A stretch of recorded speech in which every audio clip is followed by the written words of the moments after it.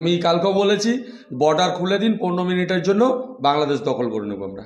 Police লাগবে না, ফোর্সও লাগবে না। মানে কিভাবে করবেন? বাংলাদেশ আমরা দখল করা কোনো বড় ব্যাপার না। বাংলাদেশ আজকে পরিপ্রেক্ষিতে আপনারা কিভাবে অ্যাকশন করবেন? আমাদের একটা, আমরা তো বলেছি যে 15 মিনিটের জন্য পুলিশ লাগবে না, খুলে দিক বর্ডার।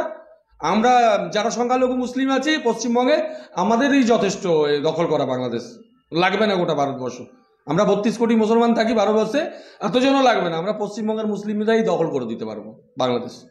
মাত্র 15 মিনিটে পশ্চিমবঙ্গের মুসলিমরা বাংলাদেশ দখলে নেবে বলে হুমকি দিয়েছেন তৃণমূল কংগ্রেস মালদা জেলা সংখ্যালঘু সেলের সভাপতি টিনকুর রহমান বিশ্বাস। আজ বুধবার 11 ডিসেম্বর মালদায় সংবাদ সম্মেলন করে তিনি এই হুমকি দেন। তিনি হুমকি দিয়ে বলেন, 15 মিনিটের জন্য বর্ডার খুলে দেওয়া হোক, পশ্চিমবঙ্গের মুসলিমরা বাংলাদেশ দখল করে নেবে।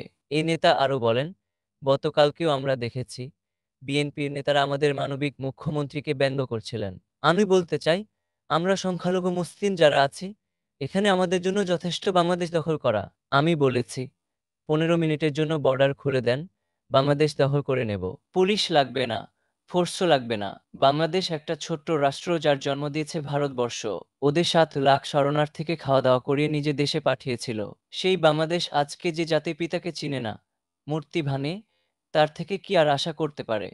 উল্লেখ্য, গত সোমবার মুখ্যমন্ত্রী মমতা বন্দ্যোপাধ্যায় তার দলের সব নেতাকে বাংলাদেশ সম্পর্কে কোনো মন্তব্য করতে বিরত থাকার জন্য নির্দেশ দিয়েছেন। প্রসঙ্গত, গত সোমবার মুখ্যমন্ত্রী মমতা বন্দ্যোপাধ্যায় তার দলের সব নেতাকে নির্দেশ দিয়েছেন বাংলাদেশ প্রসঙ্গে মন্তব্য করতে বিরত থাকার জন্য।